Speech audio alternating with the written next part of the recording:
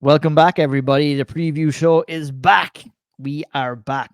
We went 17 in a row and we got a week off on Saturday night, Harry. How did you enjoy that with no UFC? We had a couple of other MMA cards on, but we're back in business at the Apex this weekend. Grant Dawson versus Bobby Green in the main event. We're going to take a look at that fight. We're going to hand pick a couple of other fights from the card as well. But did you enjoy the weekend off, good sir? I mean, it wasn't a weekend off, right? Like we watched, Wasn't we really, watched no. It never PSL. is with MMA. The weekend off. Let me put it that way to you then. I mean, it's always nice to sprinkle in a little bit of other MMA into your palette, you know. And Cage Warriors is a brand that I really enjoy. I like what they do for European fighters, and equally, PFL is fresh. It's interesting. It took too fucking long, but it was fresh and it was interesting, and fair play to them. But there is something, and we're not going to do it again, but there is something that is comforting about a UFC card, in that you know exactly how long it's going to run. You know that it's probably 12 to 14 fights, maybe sometimes 15. You know roughly who the guys are on it. And you know that when you get a card like this, and it's pretty well put together, right? There's some good fights on here. There's some names that we know, and it does exactly what it should do in terms of the fight night booking. I'll start, we'll just quickly start at the top. You have a guy that they're really trying to push into a potential title fight in some point in the future, or at least a big fight in the future. They're showcasing Joe Pyfer in the co-main event. Fine. We've got Morono Buckley, which is a banger. Dober Glenn, banger. They're really trying to push Philip Lins, and they've given him the worst fighter in that division in Leon Kutalaba. Bill Algier versus Alexander Hernandez will be a banger for about a round and a half. Kovalkiewicz coming on. Again, her rebuild. They're nestling her really nicely into the headliner of the prelims, because that's what she deserves, right? But it's a big enough spot that people will know, but it's not a big enough spot that she's going to really feel the angst of that big card. Gutierrez and Jackson is a fantastic fight. Arichi Lang and Johnny Munoz Jr., good fight. Vanessa Demopoulos is going to get murdered by a lass. Nate Maness, we all know how good he is. He's fighting a new and up-and-coming prospect. And then we start the card with Montel de la Rosa, JJ Aldrich. Like, top and bottom, that's exactly how you build a fight card. Like, exactly how you build them. And fair play to the UFC. Boom. Let's get into it straight away. Grant Dawson versus Bobby Green in the main event in the lightweight division. Interesting stylistic matchup here. I thought Grant Dawson would get the opportunity to fight up here. That is not the case. Bobby Green looking to kind of come in. He is unranked, I believe, in the lightweight division right now. Grant Dawson just on the edge of the top 10. What do you feel about the matchup and what the UFC are trying to achieve with a matchup like this, Harry? They're not being sneaky about it, are they? No, they're not at all. What we're looking at here is the UFC are taking a performance like Damirish Magulov, which we all know just how good that guy is. And our boy Grant Dawson went out and performed fantastically well in that performance. Out-grappled, outstruck Damirish Magulov, and looked great in doing so. Bobby Green is not Damirish Magulov. And so my understanding of what the UFC are trying to offer here is that Grant Dawson has lots of media obligations on this fight week.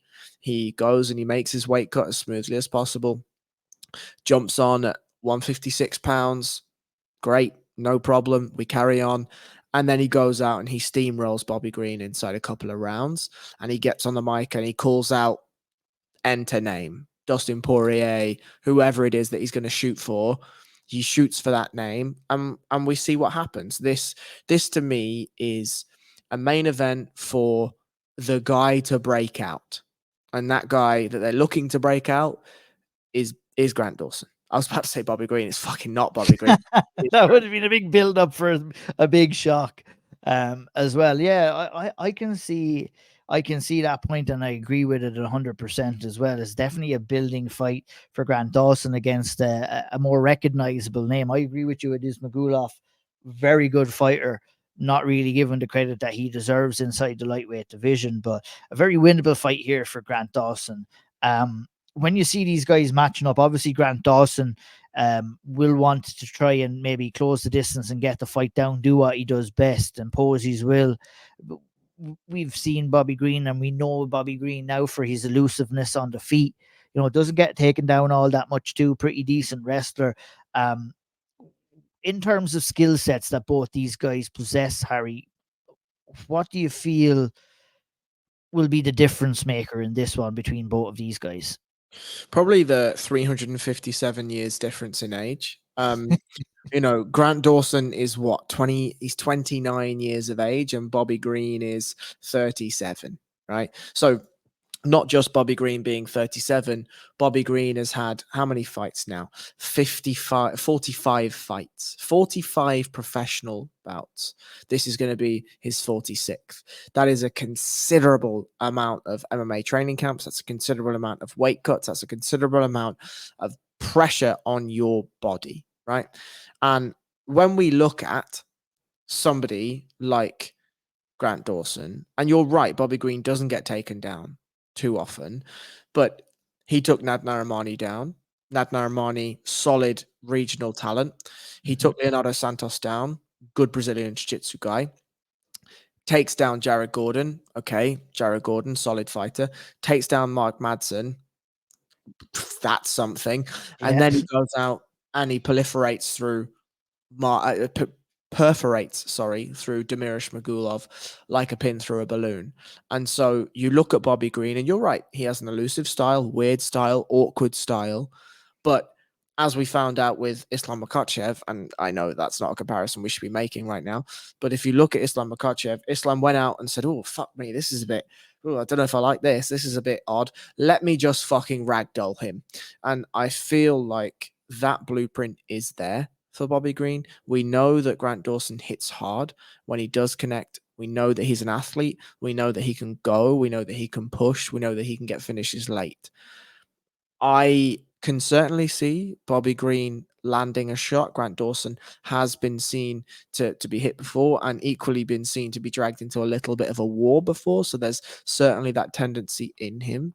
But I think this is Grant Dawson coming in as a very heavy A side, with the UFC looking to push him on drastically into the upper echelons of that 155-pound division. Yeah, I'm not quite convinced about that just yet, to be honest with Grant Dawson, because maybe we'll see after this fight and I'll have more a definitive thought process on it. But there were other fights there that for him. I mean, he fought down the last time. He's fighting down again, which I understand but don't agree with. But I'm going to come at you with a statement. And the statement is, I feel that the winner of this fight could be next in line for Paddy Pimblett if Paddy Pimblett beats Tony Ferguson. I don't agree with that, but I kind of I'm getting those inkling feelings. You're making shock faces for anyone that's listening. Grant Dawson should be fighting up after this fight if he goes out there, and maybe he will. If he goes out and finishes Bobby Green, I think, that's going to, making the Paddy Pimblett fight is going to be a little bit more difficult. But if he goes out and maybe, look at, he dominated Ishmagulov, but there was a few doubters after that fight about Dawson's ability to compete against the elite level of the lightweight division, which is very, very good right now. And I feel if he's to get the respect that he deserves, he needs to go out there and put on a statement performance against Bobby Green in this fight. And I fear for him if he doesn't, that we might see some craziness happen in the fact that, look, we're at a stage right now where the UFC are actively trying to really build Paddy Pimblett into the next stage of his career. That's putting him again in a winnable but testing fight against Tony Ferguson, where he'll pick up a win over a good name, and then they'll be looking to try and find him the most favorable matchup in the lightweight division. Is that Grant Dawson? Is that Bobby Green? I don't think it is, but they might try and find out. How do you feel about that statement and how it might play out? I think Grant Dawson decimates Paddy Pimblett. Yeah. Absolutely decimates him. They certainly could do a Bobby Green, right? If Bobby Green wins this fight, I could absolutely see Paddy Pimblett, Bobby Green. I could certainly see that happening. But like the name I was going to go with, right? If I was Grant Dawson and I beat Bobby Green and I beat him convincingly, I jump on the mic and I say, Arman Saryukin, you're number Yes. 8, I'm number 10. Let's fucking do this. You And he think just got to do that though, Harry, because he had the chance to do that in his last fight. He's like, well, I think I'd imagine he said something along the lines, if I can remember correctly, he's like, oh, I'll fight whoever the UFC puts in front of me. Well, you seen what a comment like that gets you? It gets you fucking Bobby Green. So, you know, it might be beyond his character. It might not be in his nature, but it's what the UFC wants. And you know what? Sometimes you got to act out a little bit out of nature to get what you want from the UFC as well. And I agree. I mean, fuck Paddy Pimblett if we're going to get Arman Saryukin versus Grant Dawson. I'm not saying it's right. I'm not saying that Paddy gets trusted into that fight and wins. I'm thinking it's not beyond the realm of possibility that the UFC try and do something like that, though. Would you think? Yeah, sure. I mean, look, I'm just gonna very quickly, if you just give me 2 seconds, I'm just gonna pull up the lightweight rankings, right? So, does Paddy Pimblett beat Islam Makhachev? No. Does he No. beat Charles Oliveira? No. Does he No. beat Benil Dariush? No. Does he beat Justin Gaethje? No. Does he beat Dustin Poirier? No. Gamrot? No. Fiziev? No. Saryukin? No. Chandler? No. Dawson? I think no too. I think no too. Jalen Turner? No. No. Renato Moicano? No. Dan Hooker? Maybe. Mm.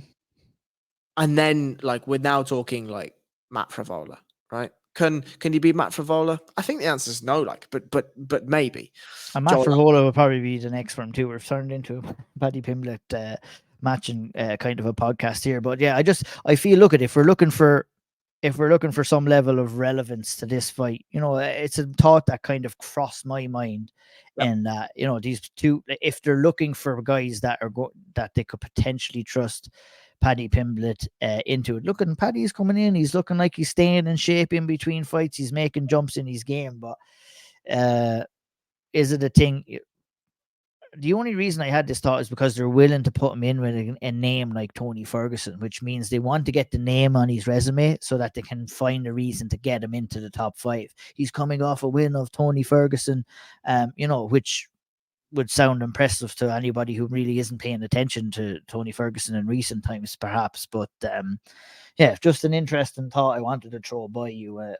Not that I say I agree with it or I think it's wholeheartedly going to happen, but something to keep an eye on nonetheless. But any final thoughts on the fight, Harry, before we move on to the next fight? On the fight, no. But anyone listening to this, wait for next week's preview show because I am going to decimate that Paddy Pimblett Tony Ferguson fight. Be ready. Love it, love it, love it. All right, all right. I'm looking forward to that already. Joe Pyfer versus Abdul Razak Al Hazan is the co-main event in the 185-pound division. The Joe Pyfer push, fair play to him. Excited to see if he can do it. Winnable fight for him. We're not going to spend too much time on it. We will talk about that on the breakdown show. We're going to stop in the 170-pound division, and we're going to discuss Alex Morono versus Joaquin Buckley, which is a bona fide belter waiting to happen, Harry. Really excited to see this one. You know, Alex Morono is always game. You're never going to see him in a non-exciting fight. And, you know, Joaquin Buckley, he's been outspoken recently. He's coming in with attitude and calling out guys left, right, and center, coming off the back of one win. That being said, 2 losses to Nasruddin Imamov, Chris Curtis, and a win over Andre Fajalio. This is going to be a proper test, I think, to see where he's at after those 2 losses. I think, you know, we've discussed the flaws in Fajalio's game, and that's what Buckley exposed in his last fight. Coming in here against Alex Morono, he's going to have to be on his game because Alex Morono doesn't give away anything easy, Harry, doesn't he not? Yeah, I mean, this to me is the perfect test for Buckley in this period of his career, right? 29 years of age, not a massive amount of fights on his records, are still relatively fresh in terms of camps and these sorts of things. But if you go and you have an opportunity against Nasruddin Imamov and it goes how it goes, you just get out grappled. Fine, no problem. These things happen in MMA. Chris Curtis is a really, really, really, really, really solid fighter in that division, right? Very tough to break down. And we are where we are. Fine. The rebuild is Andre Fiallo. That's a couple of levels lower than Chris Curtis. He goes out, decimates it with a head kick. Fine, no problem. This is now the next step on the rebuild. right? The next step on the rebuild is, here is a really, really good veteran that knows exactly who he is, fights at awkward angles, throws from awkward angles, has a great gas tank, comes in and is well prepared every single time, comes from a good camp, and is going to, if you let him, run you over. We saw it with Rhys McKee. Now, Rhys McKee certainly didn't perform to the best of his abilities in that fight, but this is what happens when you allow Alex Morono to build up a head of steam. This is when you allow Alex Morono to make reads and take charge on those reads. And Buckley is absolutely going to need to be on his P's and Q's. My fear in this specific performance is Buckley is just going to be able to out-athlete Alex Morono, and then we don't learn anything about Buckley and his improvements on this sort of second or third go round his career. But if Morono is able to keep this standing, he is certainly going to touch Buckley. And if Buckley is able to navigate those waters and do so technically and land well, fantastic. We've learned something vast about Joaquin Buckley. My fear is that, as I've said, Buckley will fall back into this. I'm just an insane athlete that hits like a fucking Mack truck. And that's a problem if you're Alex Morono to try and deal with, you know? 100%. And I think it's the responsibility of Alex Morono to come in here and kind of take away some of that confidence with some of that veteran savvy that he does have, where he has an ability to make fights difficult for anyone who's fighting, and is also never out of the fight either. So it's kind of like, I'm super interested to see if he can weather an early storm and impose his will on this fight and take it somewhat. I think there is some mental flaws in Joaquin Buckley's game that when he is the hammer, he flourishes, but when he has his back against the wall at times, we have seen him kind of crumble. And it'll be interesting to see if Alex Morono can kind of get that out of him. I agree with you. I feel that the advantage is with Buckley at this stage of his career. He's athleticism. I think if he fights the correct game plan and doesn't get tired, that he should win this fight comfortably as well. Obviously, Morono, coming towards the twilight end of his career as well, isn't as dangerous as he once was, but still a difficult task. It's just a good matchup to find out where Joaquin Buckley is at, really. And that's what Alex Morono has been doing with a lot of welterweights over the last number of years as well. So super curious to see how that one goes down. Right next after that on the main card, Harry, I mean, from one banger to another banger, and I don't think we can mention Drew Dober's name without insinuating that he is always in pretty much banging fights. He comes in here against Rickey Glenn. This fight was supposed to happen on a previous card, if I remember correctly. It was shifted to this card, or well, it doesn't really matter anyway. That's irrelevant. It's happening on Saturday night. What are you expecting to see, Harry? Flames, absolute flames. I think this is tailor made for Drew Dober. But Rickey Glenn is not someone to go away, not someone to shy away from a firefight, not someone to shy away from a good old dust up. And you know, Drew Dober's sort of over the last little while, he's 38 fights into his career, which seems to have crept up quite quickly, right? 34 years old, and he seems to be in an element now where he just wants to make as many performance bonus as possible. He's trying to make as much revenue as possible, and he's trying to go out and cement a legacy of having been a fun fighter. And if we look at the last, his run from 2020 onwards, right? Alexander Hernandez decimates him in 2 rounds. Grand. You lose to Islam Makhachev in round 3. Fair play to lasting till round 3. The Brad Riddell fight was a banger.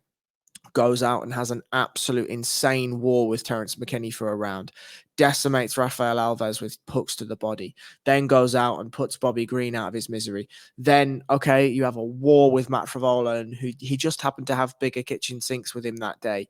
And then we come in and it's Rickey Glenn. It's exactly the same type of fight, right? You're going out and you're putting everything on the line, and he's going to go out swinging, and he's going to look good doing it in terms of his physique and his jawline. And whatever happens, happens. But this is almost certainly fight of the night, like almost certainly. Oh, absolutely. And, you know, it'll be interesting to see how Dober comes out in this one, Harry, because he basically got a taste of his own medicine in the last fight, you know, which was an absolute war against Matt Frivola. Ended up eating a hook, getting finished in the late stages of round 1, I should say. And, you know, like you said, a multi-fight veteran at this stage, a guy that could have the game creeping up on him. If it's another kind of knockout here, if Rickey Glenn can kind of come in there and put the pressure on, it'd be interesting to see how he deals with it. Is his confidence down a little bit after getting knocked out? But I think a little bit like a couple of the other fights, this is kind of maybe set up with the idea of UFC picking up a win for Dober here and seeing what's next for him. And I think you're nodding your head in agreement at that statement there, are you, Harry? To be honest, I thought that we were going to drop the Paddy Pimblett name here. Because to me, Drew Dober has gained enough fanfare over the last little while that nobody even knows that Matt Frivola finished him in the last one. They think about the Terrence McKinney. They think about the fights previously where they were just absolute screamers. The amount of highlights that you'll be able to create for that fighter, and you then sell the Paddy Pimblett name on it. If they do, and I'm just saying, I don't know whether this will happen or not happen, but if the Dublin card does happen and Ian Gary is the headliner against insert X fighter, if you do Paddy Pimblett versus Drew Dober for a co-main event, boy, oh boy, do we have the fight card. Yeah, that would be very interesting if Paddy was willing to go down there on a fight night card. There might be a clash of egos there. But like maybe just to circle back on my thought process around wanting to build Paddy, you can put him in there against either one of these guys and he's beaten. I don't think the UFC will want Paddy beaten by a non-ranked lightweight. I think, we can say, okay, we pushed Paddy into the rankings. He got defeated by a ranked fighter. Okay, he's not ready for the top 10 of the division. We build him back up again and we get him a couple of more fights. It's like, we've been talking about it for a long, long time. So, with Paddy, it's going to be interesting to see. I feel we've talked about it many times before. The loss is coming. It's coming at some stage for Paddy, and it's going to be very. UFC have to be very careful about who it comes against. It almost came against Jared Gordon. This Tony Ferguson fight, we'll talk about it next week. It's, they want to kind of protect an asset for what they have, and they need to kind of match him correctly. Now, sometimes by overmatching him and seeing, if he's going to be capable of doing it, that's what my thought process would be on the likes of a Dawson or a Green fight. But, if they're going to do things correctly and if they wanted to build him and put him in a difficult fight, yeah, you are looking at Drew Dober. I think he's tailor-made, a big striker, difficult to take down. But, in your opinion, who wins between Drew Dober versus Paddy Pimblett? Drew Dober. That's what I think as well. So very interesting times in the lightweight division. Always an interesting division. It's interesting at the top. It's interesting in the middle right now with all of these contenders coming through, and it's very, very interesting on the outskirts of the 155-pound division too. Very excited to see what happens. Obviously, we will be back. We will be are we going to talk about? You said we're going to talk about it in next week's preview show, but it's not happening until December though, so I'm a little bit confused about that. I have absolutely no idea what day it is. Just keep going. Sorry, I just literally thought of that straight away. We shall keep going. And maybe we'll just we could do a podcast on that fight itself if you want, and the build up to it. I don't mind. Maybe jump on with me and Shawnee for a Paddy Pimblett contender. That's what we should do. We'll chalk it down. Yeah, next on the agenda. Actually, let's talk about what's next on the card itself, and that's Philippe Lins versus Ion Cutelaba at 205. Lins, undefeated so far at 205, moved down from the heavyweight division.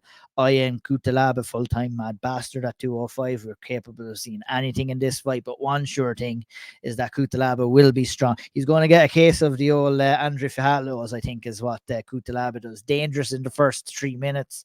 Slowly fades and finds a way to lose fights in the latter stages. Opening up the main card is a fight in the 145-pound division. Bill Algeo will take on Alexander Hernandez. That kicks us off there. As Harry said, Karolina Kovaljevic is taking on Diana Belbita as the prelims headliner.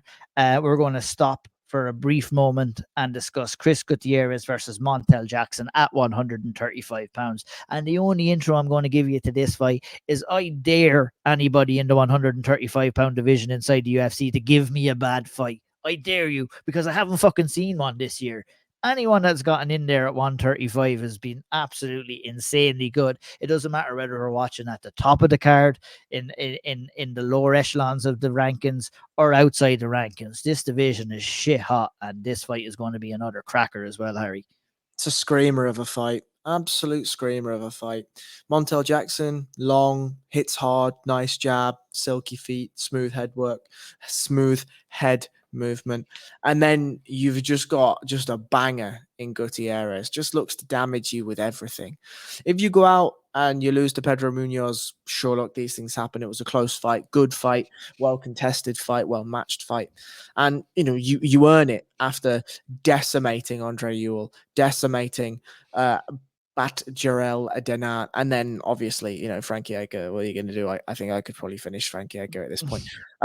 Frankie, sign up to that jiu-jitsu competition. Yeah, sure. Fair play, Frankie. Go on. But I really like Chris Gutierrez. I really like his style. Goes forward. If you're a fighter and you've got leg kick stoppage on your record, you can just sign me up right now as a member of the fan club. And I think for Montel Jackson, I'm waiting for a performance from him that really, really shows me what I think we already know, right? Like, you go out and you'd ask Brian Kelleher in a minute. That's impressive. Andre Sukumtar, you go and beat the brakes off him. You lose to Brett Johns, good fighter. Go and decimate JP Buys, that's a great win. Julio Arce, the way he beat him was fantastic. Hani Yaya, okay, Hani Yaya's in the twilight of his career, but to beat him the way you did is brilliant. This is the performance for me. 9 fights into your UFC career. This is the one I need to see, the Montel Jackson that we've been waiting for. And who knows if he can pull it off. Gutierrez is an absolutely fearsome opponent, but man, if I'm going to see it, it needs to be now, Absolutely. A gun to your head, who do you feel gets the win on Saturday night? I genuinely don't have a fucking clue. And the reason for that is because if Montel Jackson turns up at the best of his ability, I think he has enough to beat Chris Gutierrez. But I have seen Montel Jackson drag himself through fights too many times in his UFC career and show spits and show bursts of just being a brilliant fighter, really, really, really good fighter. But you just don't see it for 15 minutes. You might see it for 3 of the 15 minutes, and that's just not enough. And so against Chris Gutierrez, if he can bring more of that out, and if he can find a way to cement that, I think he beats Chris Gutierrez. But if he doesn't, man, Chris Gutierrez is a tough fighter to draw. Tough fighter. Absolutely. And speaking of tough fighters, Harry Powell, he stopped me before we recorded this preview show, and he said, we have got to give an honorable mention to JJ Aldrich, who's fighting at the end of this card against Montel de la Rosa. Before we get into that fight, Johnny Munoz Jr. will take on Rickey at 135. Another banger. Like I said, you tune in and watch a 135-pound fight inside the UFC right now, you're almost certainly to see a good one. Kanako Murata will take on Vanessa Demopoulos in the women's 115-pound division. Nate Maness returns to 125 to take on Mateus Mendonca. That should be an interesting fight as well. As I said, we'll break down all those fights, but we'll stop before we finish up this preview on Montel de la Rosa and Team Powell member JJ Aldrich. You love this woman. You love what she's about. She's just tough cookie, and we've already claimed her as Ireland's own. For sure. Like, look, JJ Aldrich 8-5 in the UFC, right? We're not talking title contention. We're not talking a woman who's going to go out and win at the upper echelons. Like, her last 4 performances was a good performance against Gillian Robertson. She loses to Erin Blanchfield. I mean, Jesus, there's absolutely no shame in that.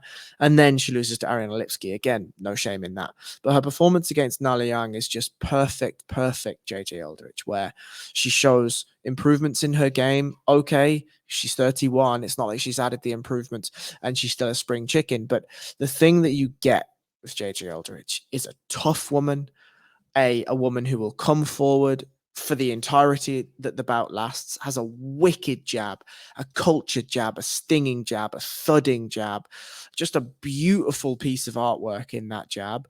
And then what we saw in the Nala Young fight is some really impressive groundwork, some really nice guard passing, some really nice ground and pound, and just dominated that fight in a really, really impressive way. Now, Does she do that in this performance? I think she has an ability to do so. Montella De La Rosa is a decent grappler in her own right, but if we can see some of the improvements from the Nali Yang fight, then it can be competitive down there. And on the feet, I certainly favor JJ with her jab, with her low kicks. But this is the perfect fight for both women, right? Both women at a similar position in their career, both women at a similar level of skill in their career. And I do have a soft spot for JJ Aldrich. I think that anyone that can jab the way that she can, you can sign me right up, no problem.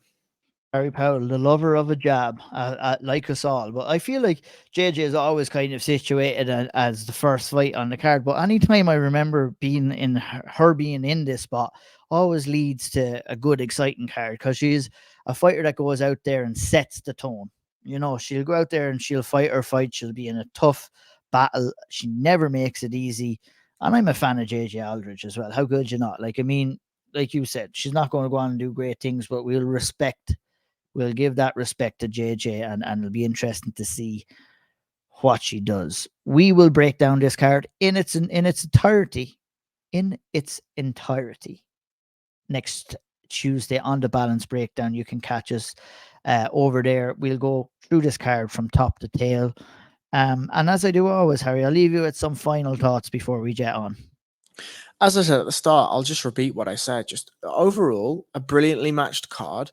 And this isn't a card that is going to blow you away. It's not a pay-per-view card, right? It's not any of these things, but it's a perfect example of what a UFC Fight Night hierarchical card is looking at, right? It's not one of those special Fight Night cards where we saw with UFC Paris. It's not one of those Fight Night cards that we see sometimes with UFC London or whatever it is.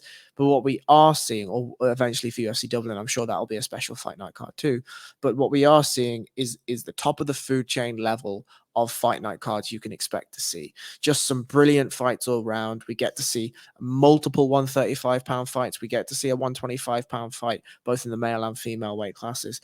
And we just get to see bounds and bounds of fighters that we know, fighters that we're interested in, and there are divisional ramifications at the very, very top. And there's really not much more we can ask for that. So fair play to the UFC. Good card. Absolutely. I couldn't agree more. Very good card. We hope you all enjoy the fights on Saturday night. Like I said, we'll see you for the breakdowns. Head over, follow Harry Powell at BJJ_Harry Powell, and myself at IO'Neill MMA. And until the next time, take care. Bye-bye.